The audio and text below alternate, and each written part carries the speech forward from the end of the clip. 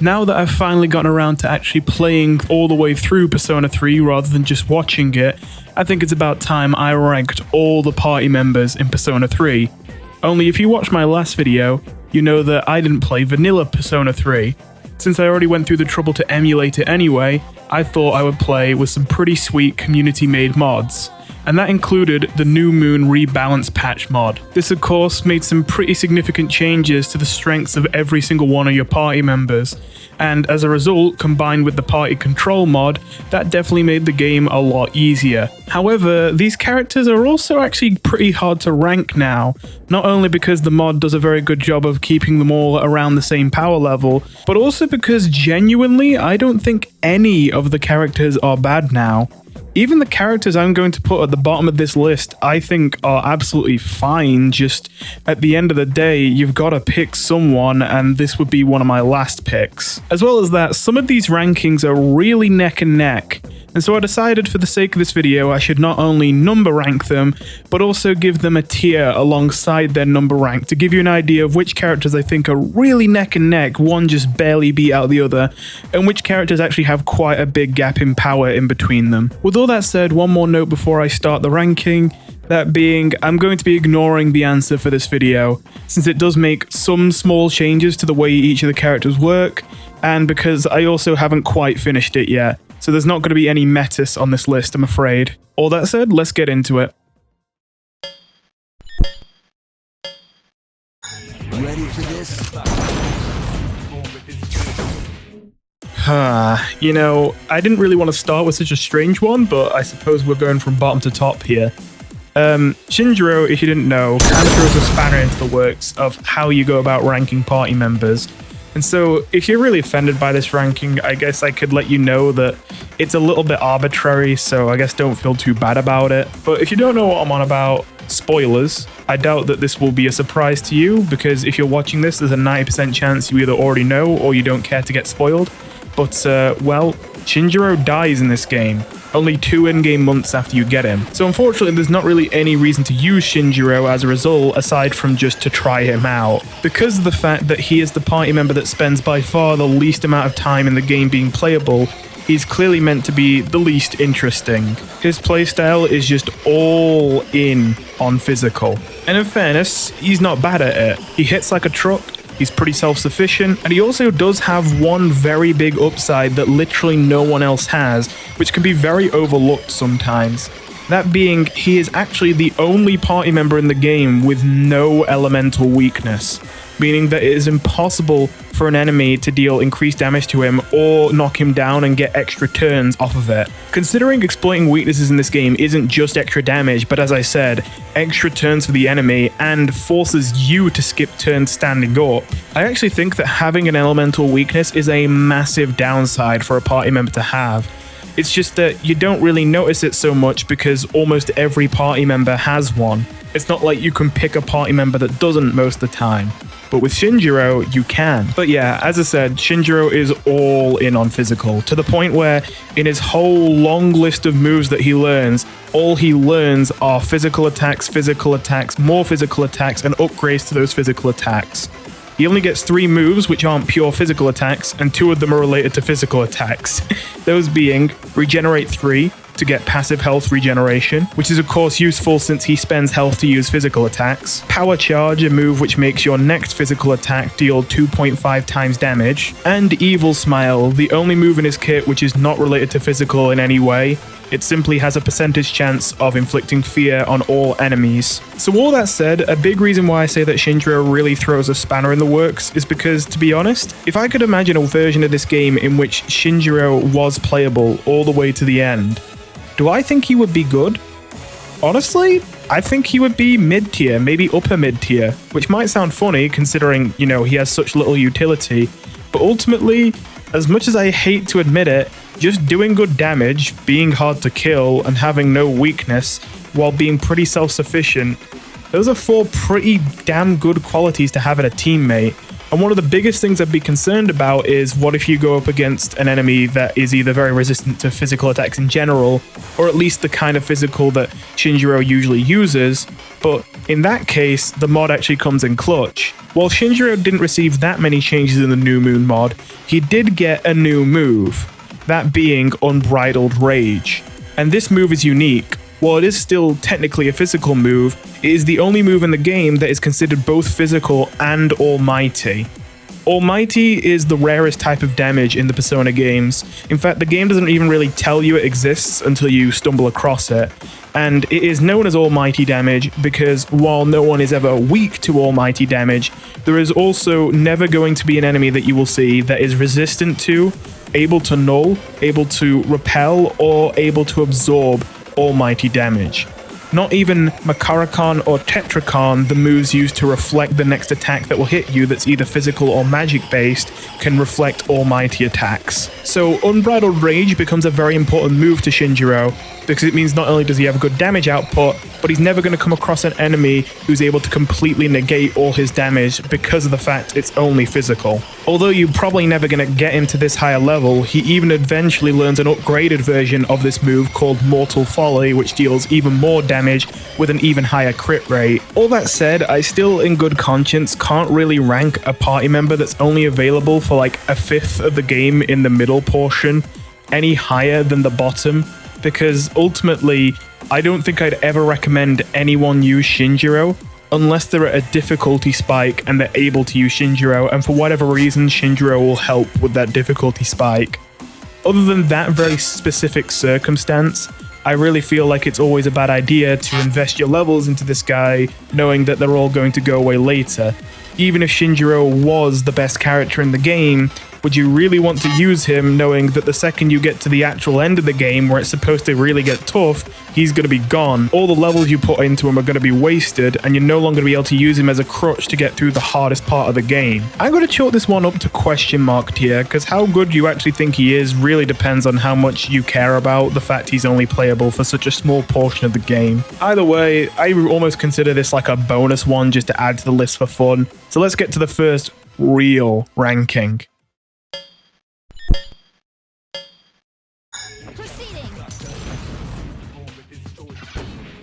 I have a feeling that this is going to be one of the spicier takes in this list. I think that Aegis is C tier, and ultimately that makes her the worst party member in this mod out of the ones that are actually there for the whole game. And yes, I really do think they made all the party members so much more effective that even the worst one is still one that I would put at C tier, of like average quality. In fact, early on in my considerations for this list, Aegis was much higher. In fact, she was number 3 on the list on my first revision of this list. That being said, the further I got through the game and the more I played, the more I realized she does look good on paper, but in battle, I just found her to be disappointing compared to the competition. You see, she's another all-physical party member who wields guns that deal pierce-type damage with overall pretty average stats in both damage and accuracy. But unlike Shinjiro, she at least has access to a lot of buffs to compensate for that shortcoming. Early on, she gets Maraku Kaja to provide a defense boost to her entire team, and Day Kaja to negate all buffs on all enemies, which isn't all that impressive, but she does later go on to learn Heat Riser, one of the strongest buffs in Persona, combining the attack buff of Taru Kaja, the defense boost of Raku Kaja, and the evasion and hit chance boost of Suku Kaja into one spell, at the cost of needing more SP and only being single target with no multi-targeting version of that spell. More importantly though, she does have her brand new ability in the New Moon mod, Goddess Shield, providing a Maraku Kaja and Mataru Kaja bundled into one move. Well, that all sounds great, so how does it fall apart? Well, to start, despite being the only permanent party member to go all in on physical, she doesn't actually deal all that much damage with it, unfortunately. Aegis's highest stat is by far her endurance, not her strength, unfortunately. And that means she just can't match the damage output or agility of a lot of other characters that you have. And while tankiness is nice to have, ultimately it isn't all that useful compared to pure damage output, unless it's on your main healer or Makoto himself. As long as you're in like the mid game or later, you probably have access to one of the recalm spells, the types of spells which allow you to bring people back from the dead.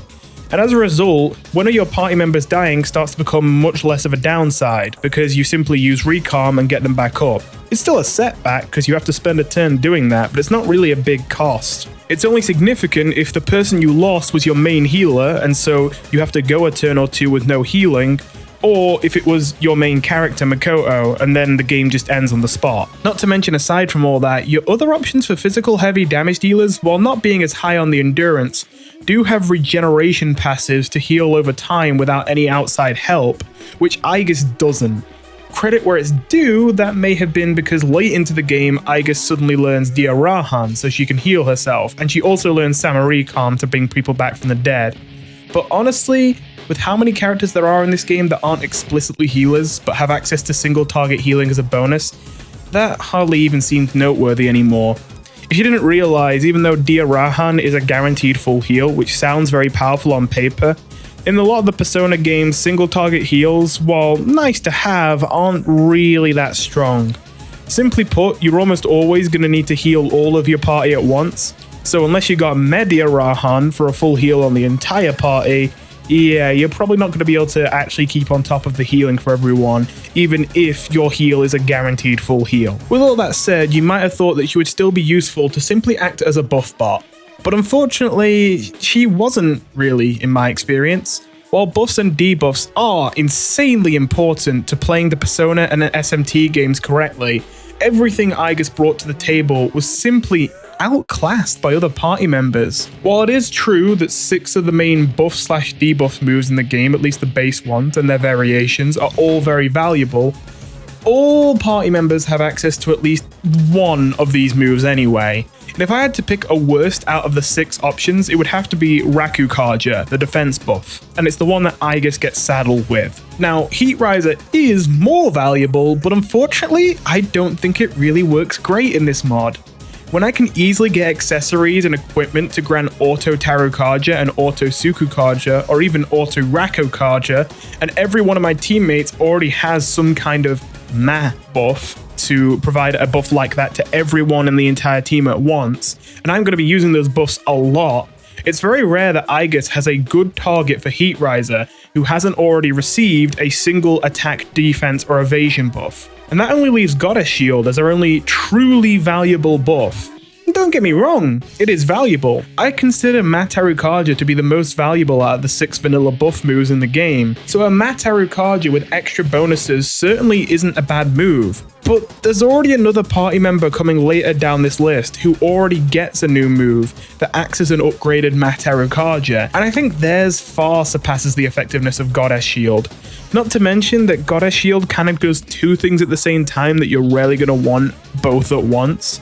You rarely need a defense buff in the same situation you need an attack buff. Again, not that it's a bad thing to get an attack buff with your defense buff, or vice versa, a defense buff with your attack buff, but you know, usually you're not using both of those at the same time, so getting both of them on the same move, while nice, isn't all that important. This leaves Aegis as a character as just someone who is outclassed in every single aspect except tankiness, and her tankiness really isn't relevant unless she's actually a threat to the enemies. Despite being an all-physical character, probably the only character in the entire game who even learns physical moves who is worse than Aegis is Akihiko for physical damage, and even then, they're not far apart from each other. When it comes to buffs, I've already mentioned there are other people who simply outclass her. When it comes to debuffs, she doesn't have any. When it comes to healing, a main healer is better than her. And when it comes to elemental magic, well, she doesn't even have that. It's not like her moves are actually garbage or anything, it's just the more you figure out what's good in this mod, the more you see that everything Aegis brings to the table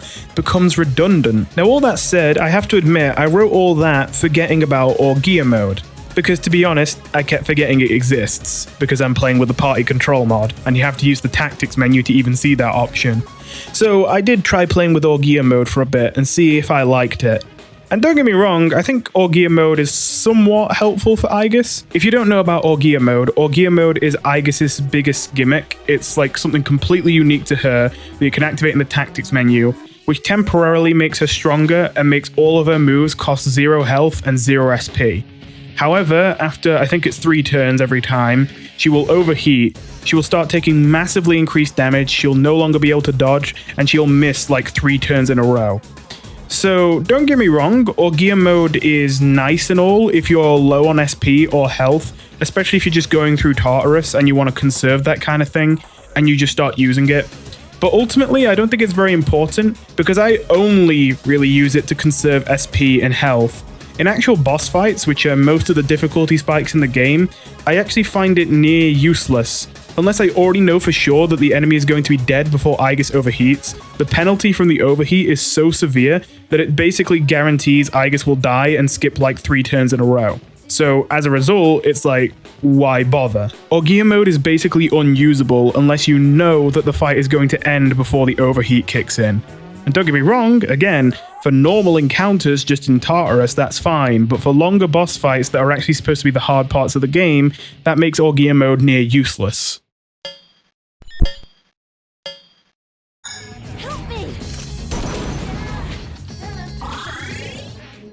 Persona 3 has 2 options for your main healer in the party, Yukari and Ken.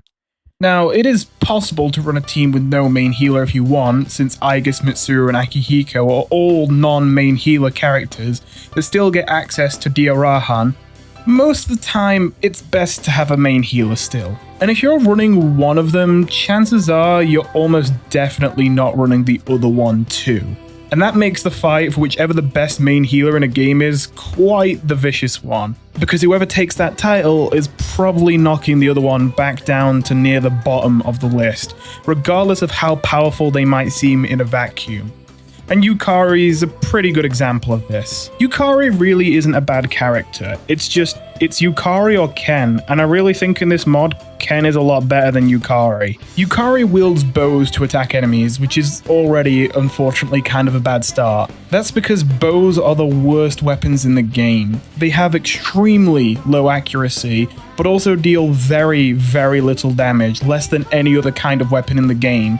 And the only upside to using a bow is that if you miss, you won't fall over and lose your next turn. I guess there's also a small argument to make that the fact they deal pierce type damage is valuable, considering that while all 3 physical types of damage are relatively common, pierce is definitely the rarest of the 3, and also, in my experience, seemed to be the most common one for enemies to be weak to.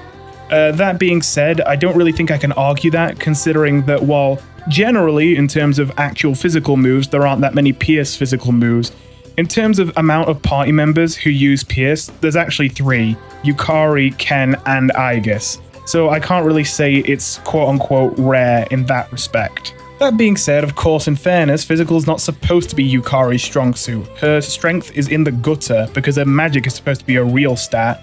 So what about her other skills? Well, thanks to a high magic stat, Yukari does make her wind damage quite high. And when combined with being the best in the game whenever it comes to healing teammates, that can seem like a winning combination. She's also your only option for dealing wind damage if you don't want to have to do it yourself. That definitely is valuable, but there's a couple important things missing that hold Yukari back. For one, Yukari infamously misses attacks. A lot. And the other problem's pretty big as well, that being that Yukari does not have access to any kind of buff or debuff, at least in the vanilla game. Now usually I'd really hammer in both of those points a lot harder, but thankfully the new Moon mod makes an effort to fix both of those issues, giving her a little bit more in her agility stat so that she misses less often, and also giving her a brand new move upon her Persona's evolution, Twilight. Twilight is a Maracunda bundled with a stagnant air, so it both lowers the defenses of all enemies so they take increased damage, while increasing their chances of being afflicted by status ailments. Now this move does do a lot to help Yukari out, but that still means Yukari only has 1 debuff. And while Maracunda is a pretty good debuff, and this is like a Maracunda with bonuses, the bonus of this debuff is fun, but niche. Most bosses in the game are completely immune to ailments anyway, making them kind of irrelevant throughout most of the game. The mini-bosses scattered throughout Tartarus often aren't immune to them, and they can actually, in fairness, be pretty tough. So it may be useful against some of those, but unfortunately with how late in the game you unlock Twilight, there's very few Tartarus Guardians mini-bosses left to actually use it on. I almost feel bad dogging on Twilight like this, because ultimately it definitely makes Yukari a lot stronger. I mean, Maracunda on its own, without the bonus, is already a very powerful debuff, and again, Yukari didn't even have a debuff before. So even just getting one, and a good one at that, is definitely a big boost to her effectiveness. But I guess the main reason that I think that it's not that important in the big picture is because there's already a character in this game higher on the list that's more conventionally a popular pick amongst most people that has a move that's new in this mod called Gemini, and that move is another upgraded Maracunda, which has a much better bonus added to it, that being that it also has a Masakunda bundled with it, making it so it not only lowers the defense of enemies so they take more damage, but also makes them dodge less often and hit attacks less often. As a result, Gemini is just simply infinitely more useful than Twilight is. I think one last thing that really holds Yukari back is just the simple fact that, damn, physical is really good in this mod, if you ask me. In Persona 4, I was much more of a magic guy, but here, not only do physical attacks seem to simply do great numbers, but fishing for crits seems to actually be a super effective and viable strategy here too. Yukari being all in on magic really holds her back here, unfortunately. It really shoots down her opportunity to shine as a result. Overall, Yukari's still a fine pick if you just need wind damage and you like how much healing she can put out. But unfortunately, being outclassed as a main healer, while also having your main debuff also be outclassed by another party member, while also being primarily magic damage in a mod where physical is far more effective, is just a lot of downsides to swallow.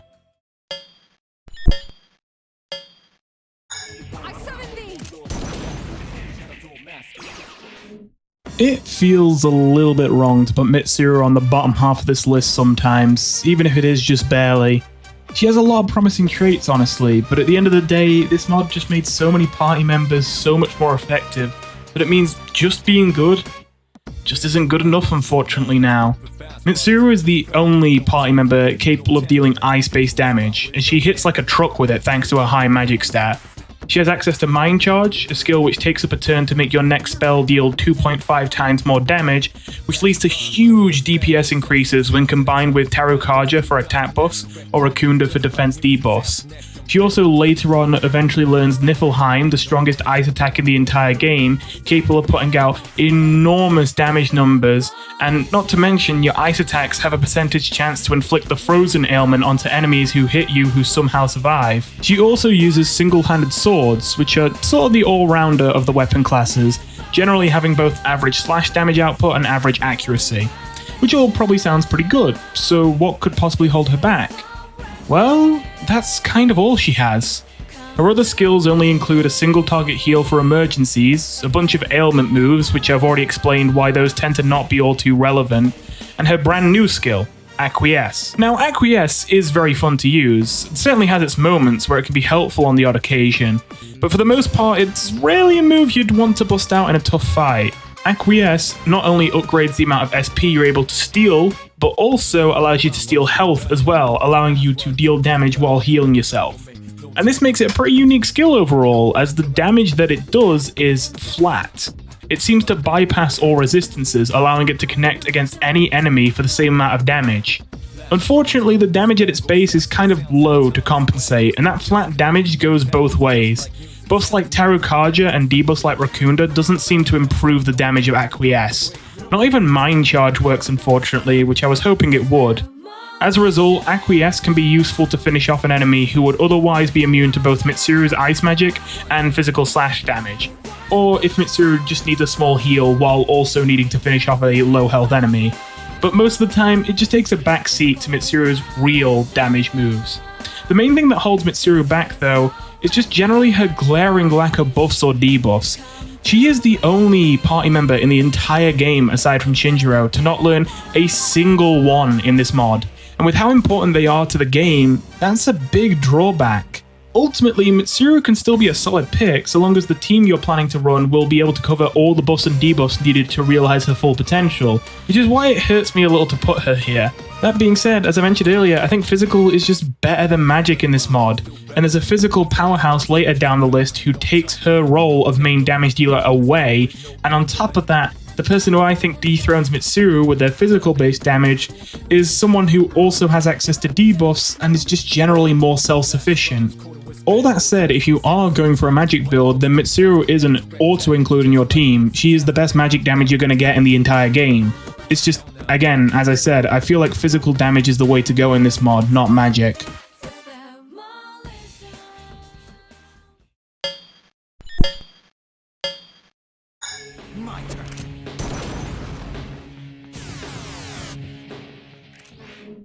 Well, if it isn't Aegis, then this is probably going to be the most controversial placement on the list. I am not about to have the fucking goal to say that it was easy to kick Akihiko out of my top 3 that tend to go into my final team, because it wasn't.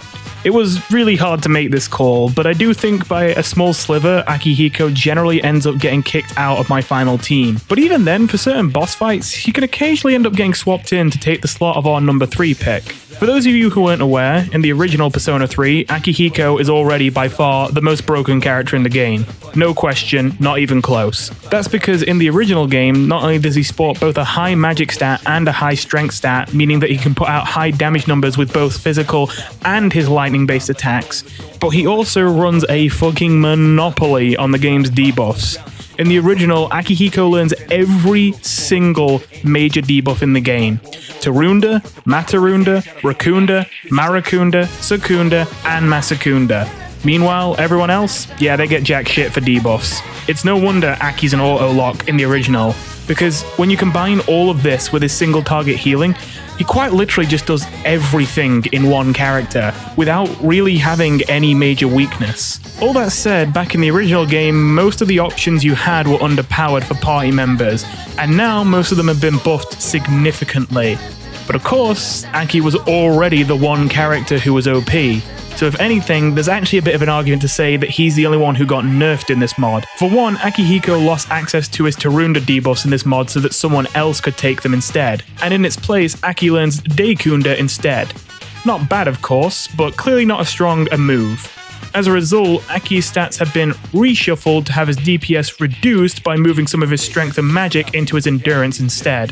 That being said, I think it'd be most fair to say that Akihiko did generally technically get buffed in this mod. It's just that he received by far a smaller buff than everyone else, allowing all the other party members to catch up. He may have lost Tarunda, but he now gains Debilitate later in the game, which combines Tarunda, Rakunda, and Sakunda all into one move. He also gets the brand new move, Gemini, combining both Marakunda and Masakunda together into one move. And it's one of the most deadly options in the game if you ask me when it comes to these new moves that package debuffs together. All that said, why does he tend to get cut from my final team if he's so good? Well, unfortunately, as boring of an answer as this is, damage does kinda matter. And the damage that Akihiko puts out in this mod with the reduced strength and magic stat just really does not compare that great to the competition. The only party member that he probably outperforms in terms of damage is Aegis. His physical damage doesn't necessarily keep up. He wields fist weapons, which have very high accuracy but low bash type damage. As well as that, late into the game, he learns the passive ability Fistmaster to make his basic auto-attack punches deal increased damage. And while this passive is nice to have, it actually replaces the only physical skill he ever learns, Sonic Punch, meaning that at the end game, he technically doesn't have a physical attack, which always felt very weird to me for someone who's supposed to be a boxer. His magic damage doesn't fare much better either, because as good as Maziodyne is, he never learns Elekkamp to amplify his electric damage, Mind Charge to, well, increase the damage of the move, or Thunder Rain, the actual rare, high-tier thunder-based attack that actually does massive damage. It also doesn't help that his element is electric, when Ken also uses electric attacks. And I already said that Ken was my pick for the team's main healer over Yukari, so that means you have to choose. Do you want to run a team with a poor coverage of the multiple different elements, or do you want to just not run Akihiko at all?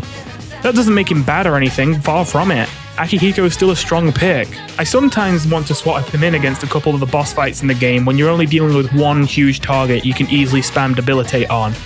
Element coverage doesn't matter all too much against bosses as well, who have no weaknesses. That being said, my final team was in desperate need of a heavier hitter to round everything out, and unfortunately Akihiko just really was not that.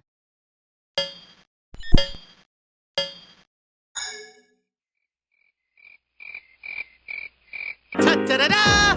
I'm the man! Sorry I couldn't get him to say Junpei has leveled up.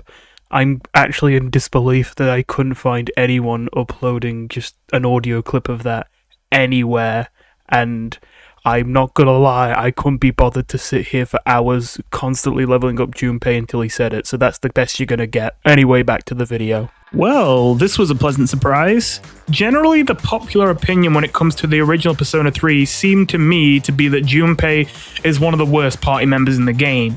I never see anyone using him past the early game. So much so, in fact, that despite watching multiple playthroughs of this game before, I only even learned the fact that his ultimate persona Trismegistus learns the Spring of Life passive to regenerate health every turn now that I've played the game myself. I thought this was part of the mod at first. Now, as to why Junpei tends to get kicked out of the party in most playthroughs of the vanilla game, I don't know what the exact reason is. Maybe it's because of his low crit chances, maybe it's because of his below average consistency when it comes to just landing his attacks, or maybe he just doesn't do that much damage in the original. Whatever it is, I can definitely say he is not a pushover in this mod, despite probably being the character with the fewest changes. Junpei seems at first to be the jack-of-all-trades character, being able to deal fire damage, all three kinds of physical, and some debuffs to boot. He uses two-handed swords as his weapons, which are very similar to Mitsuru's one-handed swords, but just with a slight lean towards more damage over less accuracy. His passive from his ultimate persona, Spring of Life, allows him to take quite a beating without breaking a sweat, and his damage output to begin with is fair, but not much to write home about.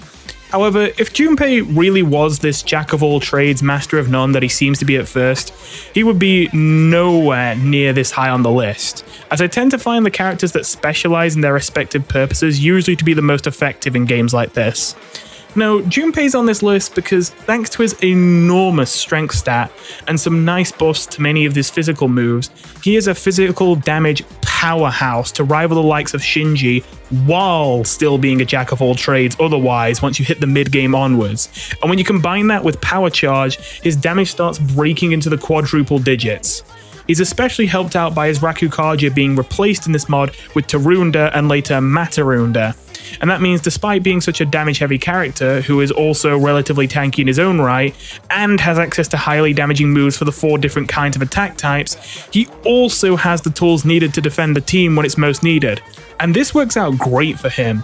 Usually on the kinds of turns that you would need to use Tarunda to survive anyway by reducing the amount of damage the enemies can do, you don't really want to be focusing on dealing damage yourself in the first place. You tend to be more concerned with basically just bracing for impact. So Tarunda is probably the most fitting debuff they could have given Junpei to use, taking up the turn of your main damage dealer on the turn you're trying to brace for a devastating attack, rather than maybe taking up the turn of your healer, which might have been a bad thing to deal with. On top of all of that, Junpei is the only party member in the game to learn High Counter. Now, if you've played Persona 4, you might be wondering why the hell I would care about High Counter. In Persona 4, High Counter is one of the worst skills in the game. It's just a passive that gives you a mere 20% chance of reflecting a physical attack. Well, as it turns out, the whole reason it's so garbage in Persona 4 is because it got giga nerfed from its far more powerful state in Persona 3. For one, in Persona 4, physical is simply all bundled into one attack type, so it's easy to just get a persona with null physical if you're worried about physical attacks. Of course, in Persona 3 you have 3 types of physical to worry about instead: bash, slash, and pierce, and so it's a lot harder to get a persona who nulls all 3 of those. You know what's not hard though? Just getting High Counter, since it allows you to reflect all 3 kinds of physical. That being said, obviously a 20% chance wouldn't cut it, but that's the best part. In Persona 3 it wasn't a 20% chance. It was a 50% chance. Now, all that said, in fairness, High Counter is certainly a move that's more useful on Makoto himself than his teammates usually, but I think I've made the argument thoroughly enough by now for why Junpei is so great in this mod. He has earned the honor of being the main damage dealer for my final team, with his enormous damage output and his amazing self-sufficiency. Hell, even though his magic damage is certainly a lot lower than most of the other options in the game, I'm honestly sometimes even impressed by how much he can do, considering magic is definitely not his specialty.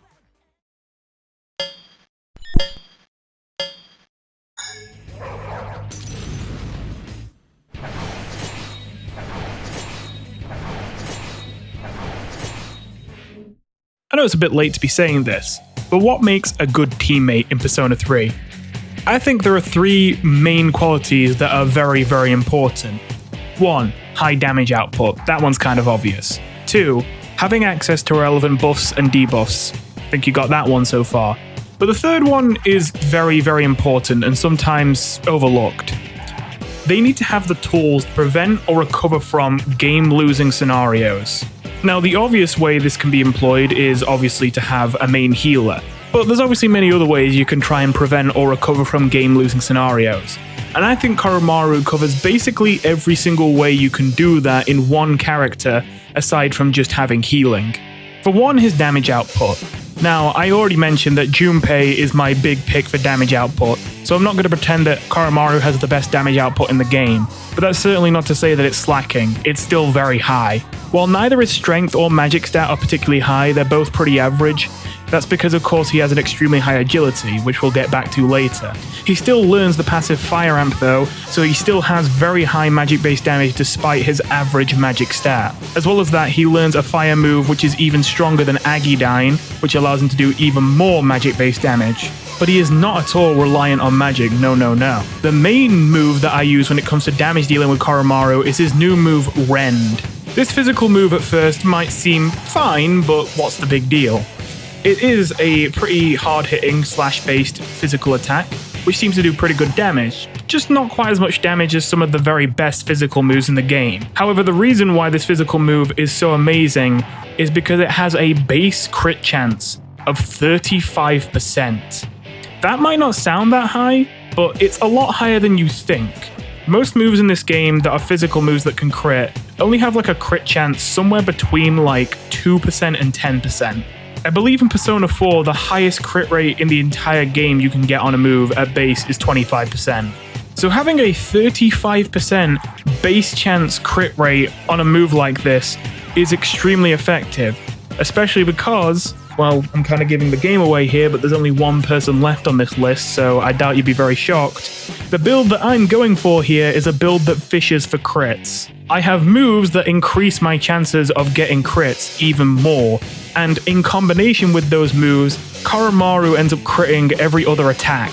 Not only do those crits deal more damage, but of course they give you more turns and deny the enemy turns, or give you all-out attacks for mass almighty damage. So I think Koromaru has the damage side of things completely checked out. So what about access to relevant buffs? Well, in fairness, Koromaru only has access to one buff, however that one buff is more than enough, that being Masuku Kaja, granting the entire team an increased chance to dodge enemy attacks and an increased chance to not miss their own attacks. While this buff might be basic, it has always been one of the stronger buffs in the game, in my opinion only outshined by Mataru Kaja. Despite the fact it is only one buff though, it is a buff which is basically universally useful in all situations, whether it be offensive or defensively used, it works for both. It's also a buff which no other party member can learn, and so as a result, it's pretty important to have it. But lastly, having the tools to prevent or recover game-losing scenarios. I think this is the most important of the 3 points, and I think that Koromaru is amazing when it comes to this one. To start with, Koromaru does have a weakness, but not a relevant one. Koromaru is weak to light, but light and dark based attacks don't quite work the same way as other attacks in the game. For one, they are far more rare to see on enemies. I almost never see enemies that actually have access to hammer or Mudo skills. But on top of that, light and dark based attacks don't actually deal damage. Instead, they simply have a percentage chance to insta-kill when used on someone.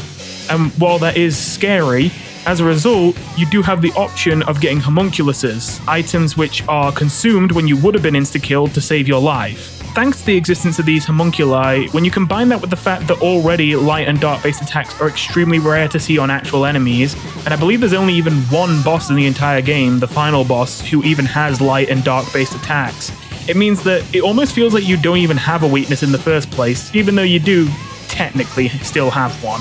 So already, that's a pretty strong start. When you combine that with the fact that Koromaru also has the highest chance to evade attacks out of all party members in the game, being a dog, thanks to both his extremely high agility stat and the fact that he has his paws, which actually count as equipment. Instead of being able to put on footwear to increase his evasion, you can't put any footwear on him, but it doesn't matter, because in its place, he gets a base 125 point boost to his evasion, higher than any other equipment in the game could provide. Already, this alone is great. It makes Koromaru an absolute cockroach to the enemies that they can just never seem to kill. It's not like he's a pushover when he finally does get hit too, or that he's like a glass cannon or something.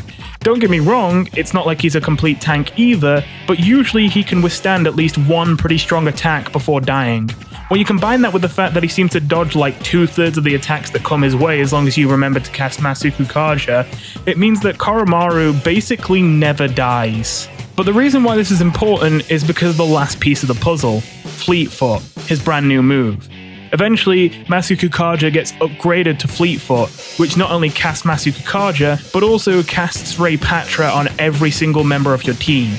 Ray Patra is a move that's used to get someone up who's been knocked down by an enemy. And so Fleetfoot will not only cast Masuku Kaja on everyone, but also instantly get everyone to stand up. This is important, since I mentioned in Persona 3, getting knocked down by an enemy not only means that the next attack that hits you will be undodgeable and that you'll take more damage, but more importantly also means that you'll spend a whole turn just trying to stand up without being able to use a move. Being able to save yourself in situations like that, game-losing situations where you enter a fight and the enemy just gets a lucky crit on most of your teammates. Koromaru is so useful for dodging those game-losing scenarios. I feel like the few times I was actually in danger of losing on my run through this game, usually what ended up happening is I go into a fight, the enemy goes first, and I just get an unlucky roll. They go for a pretty strong physical attack on everyone at once, and they usually land a few crits on people, or maybe they go for some other kind of attack and hit a bunch of people's weaknesses, and a bunch of people end up on the floor.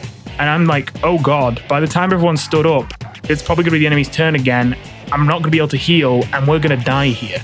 And usually what ends up happening is Koromaru dodges the attack with his extremely high evasion and then instantly gets everyone standing up again with Fleetfoot so that we have the time to heal before the enemies can attack again.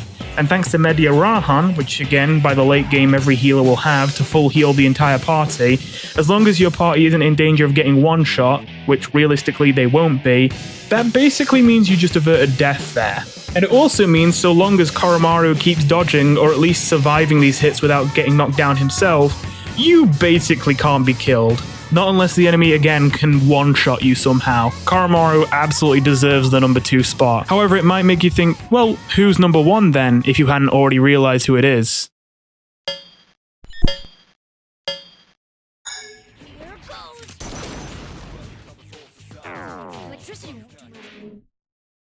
Behold. You may not like it, but this is what peak performance looks like. Let's start with the elephant in the room here. Ken's brand new move, Retribution, which later upgrades itself into Resolve. I consider Resolve to be the strongest new move added in this mod, and I fucking love it. Resolve is a Mataru Kaja, but one that comes bundled with the added bonus of also massively increasing the crit rate of all allies affected by it. Resolve is the entire reason I pivoted from using magic-based attacks for my main DPS like I did in Persona 4 to going all in on the physical build. I feel like there's a good chance people won't fully understand the gravity of why this move is so good, so let me try and explain. Knocking down enemies onto the ground and getting an extra move by exploiting enemy weaknesses is the bread and butter of the Persona games, right? Those extra moves and all-out attacks are insanely powerful, and they're supposed to be. So much so that you'll probably quickly notice that the vast majority of bosses in these games past the early game are usually weak to nothing. That's because exploiting weaknesses in Persona is so OP that come late game, it's almost impossible to make a boss fight with a weakness to exploit without it having that weakness turning that boss fight into an absolute joke you can mow over in 2 seconds. I mean, just look at the Emperor and Empress in this game, and they're early game bosses too. Now, criticals don't just increase your damage output, they also knock down enemies and give you extra turns. So do you see where I'm going with this? If the enemy has no weakness, but you still want extra turns to absolutely mow them over with, increasing your crit rate and using physical attacks with high crit chances is a near guaranteed way to still absolutely maul boss fights that you shouldn't be able to get through so easily with constant all-out attacks, no weaknesses necessary. Combine this skill with Koromaru's extremely high crit chances with his slash attacks and Junpei's Brave Blade, and you have some terrifying damage output at your disposal. I mean, at the end of the day, I don't know the numbers, but think of it this way. let's say that with the critical chance buff, Koromaru only crits every 2 attacks and Junpei only crits, I don't know, every 3 attacks. Even still, you're getting basically an extra move every single time all your party members do one move. You know, if you do whatever you do on your main character, Ken has their turn and they use Resolve, and then Koromaru goes in with a Slash and Junpei goes in with a Brave Blade. There's, on average, high chances that you're going to get an extra move out of one of those 2 people. And that's not even including you yourself if you're also using physical attacks. That is already huge, even if you just get 1 crit off of it. I mean, think about it this way. Would you like to have a move that's a Mataru Kaja that also gives you an extra move after you use it? Yeah, I would imagine you would. Extra moves are, of course, insanely broken to be able to get, especially in boss fights, and, well, that's what this gives you. It might be chance-based, but it becomes less and less chance-based the more those chances go up, and the later you get into the game, getting more and more physical attacks with higher and higher chances to crit, to the point where eventually it just becomes statistically guaranteed eventually. You just might not get it literally every hit, but almost every turn you'll get at least 1 crit across your 4 party members. And to be honest, I think that really, if I wanted to, I could just leave it there. That alone is a justification enough for me to put Ken at number 1. I mean, ultimately, this whole strategy that everyone in my S tier uses is to go for exploiting crits, and the whole strategy lives and dies on Resolve. If you take Ken out of the equation, then almost everyone in my S tier gets knocked down in power level severely. But hey, it'd be a little boring to skip over the rest of the reasons I think Ken is so good. So why don't I go over those 2, even though I think in the grand scheme of things they are nowhere near as important as just simply having the move Resolve. There's of course the fact that Ken is one of your options for a main healer, and that does mean that he's capable of full healing the entire team anytime he wants by the end game, which is insanely powerful, as you could expect. Of course, Yukari can do this too, and in fact she can technically do it better because she also gets access to Amrita, a move that can remove all ailments from all allies. But ultimately, while Amrita is nice to have as a convenience, it's usually not all that important, and Ken has every single other healing move that Yukari does, so for the most part, Ken matches Yukari in healing output. He has semi-recalm just like Yukari as well to bring people back from the dead with full health. His stats are generally evenly balanced, but his highest stats are his magic and his agility, which are 2 very good stats to have high numbers in. Obviously, having a high magic stat not only increases his healing output, but also allows him to do more electric-based damage, and obviously having a higher agility means that he dodges more often and misses less often. And I think having high agility on your main healer, the main party member you're concerned about keeping alive, when you combine that with, of course, the fact you're going to be running Koromaru with Masaru Kaja, is a really nice combo to have. Ken also, like Koromaru, while he does technically have a weakness, that being darkness, again, darkness is the other kind of element which, having a weakness to it, doesn't really matter that much because of how ridiculously rare it is and the fact that you can counter that weakness with homunculuses. On top of all that, Ken's physical damage is no pushover either. Don't get me wrong, of course it's nothing all that impressive. I wouldn't expect it to be, his strength isn't very high, but it's a lot better than I thought it would be. I thought he'd kind of be like Yukari, again, low damage because, you know, not supposed to be a physical damage dealer. But actually, his spear attacks are quite useful.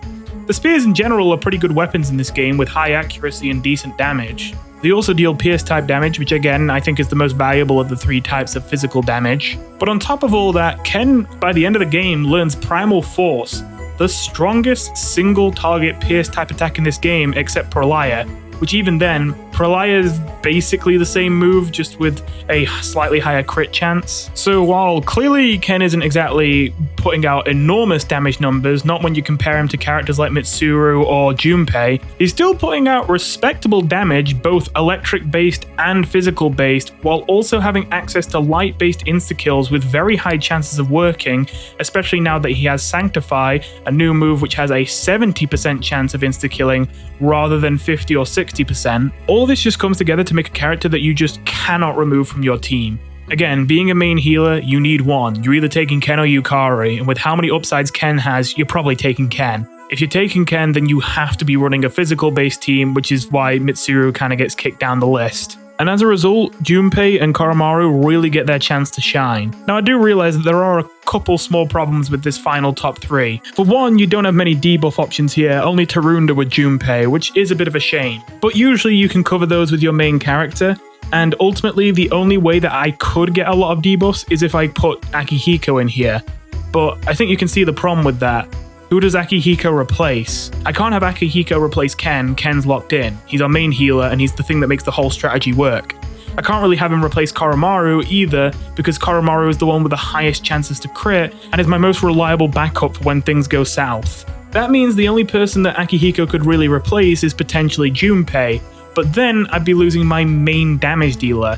And while Akihiko provides a lot of debuffs, he doesn't provide a lot of damage. Not to mention, he would not have great chances of critting considering he doesn't actually have a physical base move, he just has Fistmaster, the passive, and, well, his fists. The other downside with this team, which is clear to see, is that we have poor element coverage. Junpei deals fire-based damage, Koromaru also deals fire-based damage, and Ken deals lightning-based damage, which means that the main character ends up needing to cover for both ice and wind. Both of the types of damage there's only one party member in the game that they can cover. And don't get me wrong, that is a bit of a pain. However, you have to remember that in boss fights, element coverage doesn't usually matter, and boss fights are usually the hardest parts of the game. If you're using everyone on your team when you climb Tartarus and swapping between team members as they get tired, then I wouldn't recommend running all three of these at once, again, because of the poor element coverage, and because you also, in my opinion, don't want to use all of your best characters in the same team at once if you want to be trying to train up everyone. But again, when it comes to the actual boss fights and the actual tough parts of the game, I really think that this is the team to go with. I think the poor element coverage is a downside that you can live with, and I think that the poor debuff coverage is something you can compensate for with your persona choices as the main character. With all that said, thank you for watching. Let me know what your list looks like, and let me know what you think of the new Moon mod.